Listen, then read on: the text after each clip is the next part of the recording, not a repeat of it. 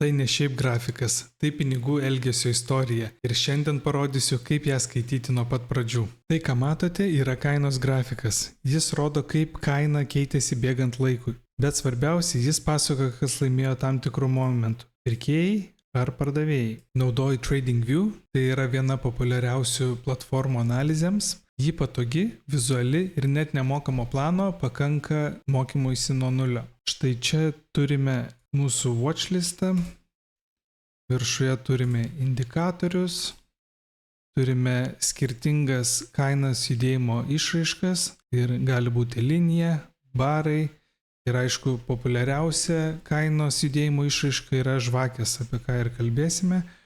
Turime skirtingus timeframes ir aišku turime piešimo įrankius. O dabar apie žvakes. Kiekviena žvakė atspindi tai, ką kaina darė tam tikru laikotarpiu. Štai paprasta schema. Šitoj žvakiai turime, čia kaina atsidarė, tada kaina kilo į viršų ir žvakė buvo žalios spalvos, kadangi pirkėjai spaudė kainą į viršų. Tai jie ją atstūmė iki čia aukščiausios vietos žvakės ir tada pardavėjai pradėjo stumti kainą žemyn ir kai peržengėme atsidarimo liniją, žvakė tapo raudona ir kaina toliau stumė žemyn, kol per šias 15 minučių žvakės stumė iki šios vietos, tai yra žemiausias taškas žvakės ir tada pirkėjai kainą stumė atgal į viršų ir baigiantis 15 minučių žvakė užsidarė štai čia. Toliau. Turime viršutinę žvakės dalį ir apatinę žvakės dalį. Jos yra vadinamos wick. Čia turime wick, toks kaip siūlas vaizdas. Ir vidurinioji dalis yra bodies. Čia turim body. Taip yra sudaryta žvakė. Čia yra žvakė, kur kovoje laimėjo pardavėjai. Ši žvakė užsidarė apačioje, reiškia nauja žvakė atsidarys šone jos. Turim žalią žvakę sekančią. Reiškia, čia kaina atsidarė štai čia, aukščiausią vietą turim čia, žemiausią vietą, kur kaina praėjo yra čia, o užsidarėme štai čia. Ir reiškia, sekanti žvakė atsidarys šioje vietoje, kur užsidarom ir pirkėjai laimėjo. Tai bus sekanti vėl žalia žvakė. Čia atsidarimas.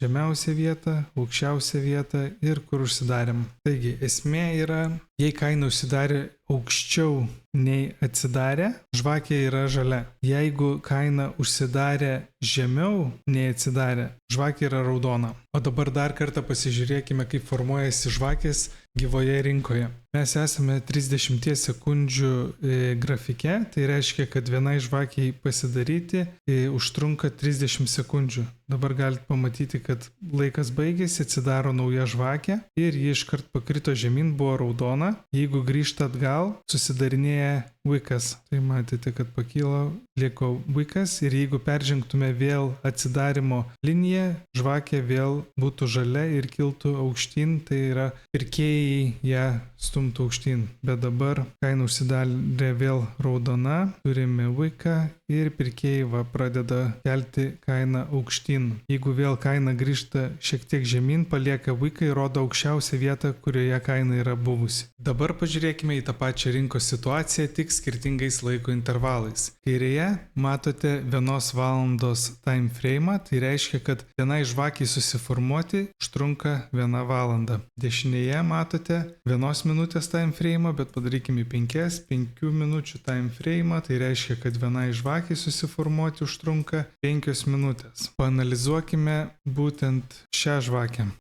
Taigi, mūsų žvakė atsidarė štai čia, yra mūsų open, čia yra mūsų žvakės high, čia yra žemiausia vieta, o čia užsidarėm. Čia yra mūsų low. Jeigu žiūrėtume dabar į 5 minutės, tai mums prireikė 12 žvakių čia, kad suformuotume tą 1 valandinę žvakę. Čia galit matyti, dabar esu ties 17:55, čia yra 17 valanda, čia atsidarėm, 17:55, paskutinė žvakės užsidarimas iki 18 valandos. Tai galim 5 minučių laikotarpį šiek tiek čia high gerai, atsidarimas gerai, atsidarėm būtent čia, o mūsų low, žiūrint iš toliau, tai 1 valanda atrodo viena kritimo žvakė, o iš arčiau žiūrint, štai tiek buvo informacijos joje, kol ji užsidarė. Jeigu padarytume 1 minutę, tai reiškia užtrukome